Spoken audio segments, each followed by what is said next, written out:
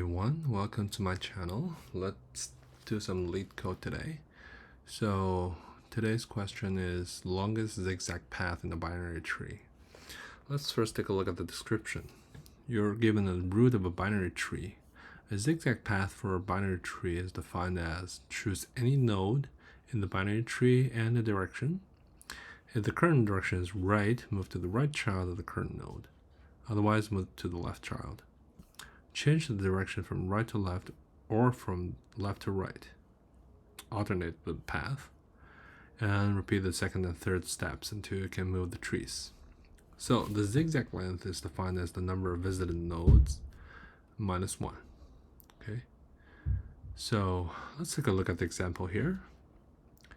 We're given this root node and we can only go right. And so we have a current length 1, and now the longest zigzag path is 1. Next, we can only go left. And here, we have a left subtree node, so the longest zigzag path is 2. However, we don't have any other left subtree or right subtrees, so we can only return the longest zigzag path is 2. But if we start here, instead of choosing to go left, we can go right and start a new path. So with this, the current path length is 1, and we can go left.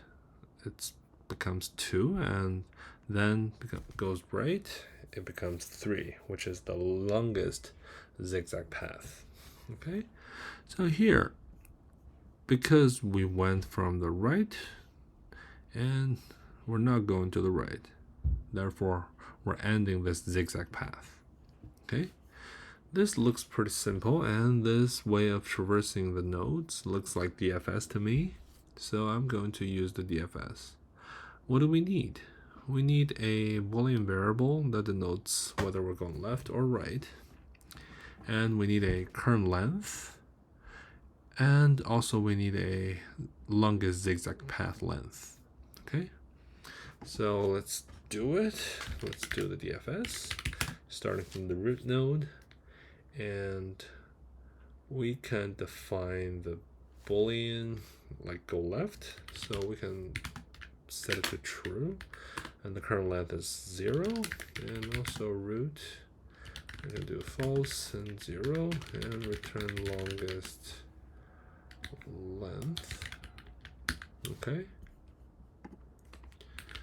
So we have a longest length. All right, looks good. Next one, let's write the main function, the DFS function. So tree node, let's do node, and Boolean go left, and then integer the current length. Okay. So once we reach a null node, we return. So if node equals to null, we return. That means we're reaching to the end. Once we have a valid node, we're going to update the longest path. So the longest length is equal to math.max longest length and current length. See which one is longer. Okay. And now let's see. How are we going to choose the next step? Let's say we're standing here. Are we going left or right? So let's make a guess. If we go left, if we come from the right, we can update the maximum length. However, if we come to the left, we cannot update the length. We can only start from the new node. So that's what we're going to do. So if we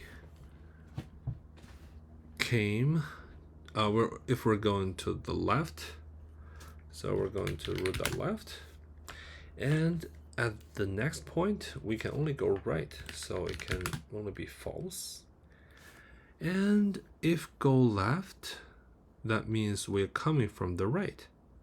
Okay, so we can add this to our longest path. So current length plus 1.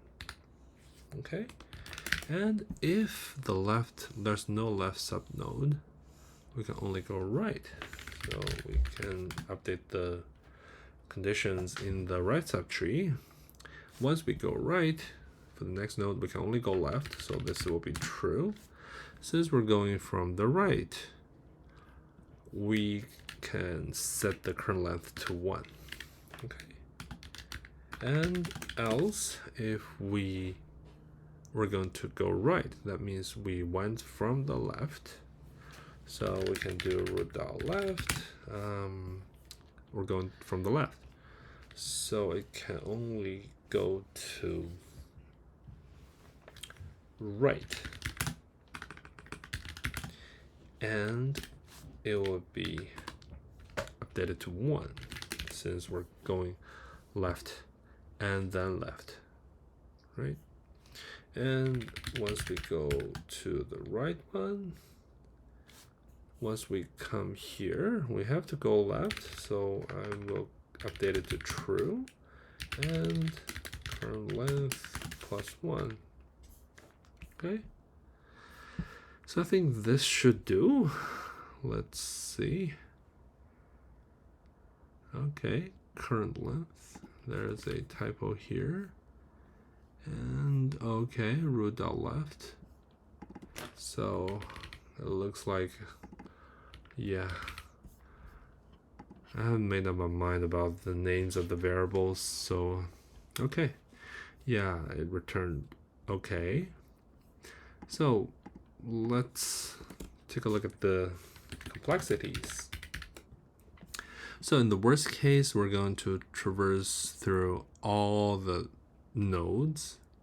Let's say we have only these 4 nodes. We have to traverse all of them. So the time complexity is a worst of O(n).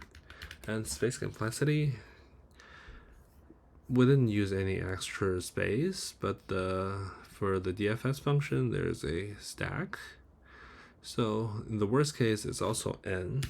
So the time complexity and the space complexity are both O of n. All right, thanks for watching. I'll see you in our next video.